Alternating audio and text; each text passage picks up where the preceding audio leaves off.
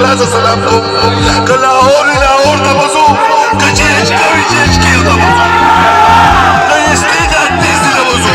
موږ د هر څه نه تیار یو رډې اوسئ تیار اوسئ کور ته به نه ځو که شپه یې که هفته یې که لس ورځې په لوږه به جنګېږو عمران خان سره به جنګېږو او عمران خان خپل جنګ نه کوي عمران خان سره عمران خان موږ سره نه دی ولاړ موږ عمران خان سره یو ځکه چې عمران خان زموږ جنګ کوي د عمران خان ضرورت سره تاسو دا ویډیو وکړه که سم پوښتنه چې د اخري ویډیو لیونی کړی هغه وایي که زه ګرفتار شم که زه دې قتل کړم د پاکستان قوم به ځان ښایي چې دی ژوندی دی پاکستان قوم به ځان ویښوي